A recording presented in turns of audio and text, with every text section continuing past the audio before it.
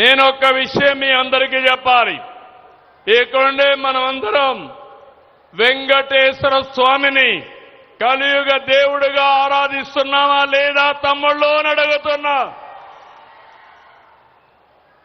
ఆరాధిస్తున్నాం అంటే చేతులు పైకెత్తండి.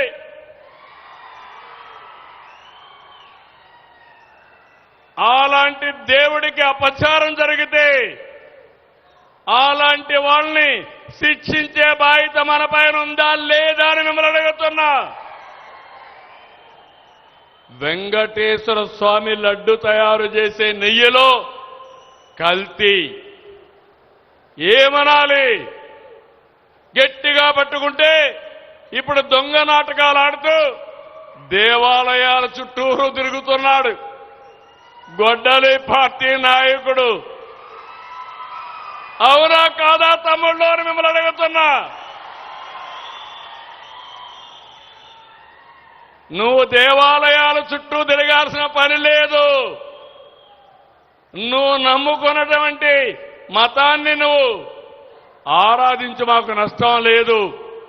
కానీ వెంకటేశ్వర స్వామి జోలుకొచ్చి దేవాలయాల పైన దాడులు చేస్తే కబద్దారు గుర్తుపెట్టుకోండి, మేము కాపాడుకునే శక్తి మాకుంది. అవునా కదా తమ్ముళ్ళు మిమ్మల్ని అడుగుతున్నా. ఏమో మా ఆడబిడ్డలను మిమ్మల్ని అడుగుతున్నా. దేవుణ్ణే కాపాడలేకపోతే మనకు భవిష్యత్తు ఏముంటుందని మిమ్మల్ని అడుగుతున్నా. అందుకనే నేను ఎప్పుడు కూడా వేరే మతాలను ద్వేషించను. కానీ నేను నమ్ముకున్న దేవుడు, నాకు ప్రాణభిక్ష పెట్టిన దేవుడు, నాకు పునర్జన్మ ఇచ్చిన దేవుడు అప్రతిష్ట పాలు చేయాలంటే క్షమించాలన్నా తమ్ముళ్ళు అని అడుగుతున్నా.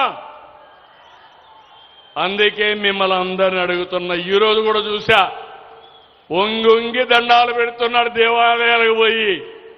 నువ్వెన్ని దండాలు పెట్టినా ఎవరైనా సరే దేవుడు మీద నమ్మకుండే ఏ వ్యక్తి నీకు మీ పార్టీకి సహకరించరని చెప్పి కూడా నేను మీకు తెలియజేస్తున్నా. నేను మీ అందరికీ హామీ ఇస్తున్నాను. రాయలసీమలో దేవాలయాలున్నాయి. ఆధునిక దేవాలయాలన్నీ ఇరిగేషన్ ప్రాజెక్టులున్నాయి. గండెకోట లాంటి బ్రహ్మాండమైన టూరిస్ట్ హబ్ కూడా ఉంది.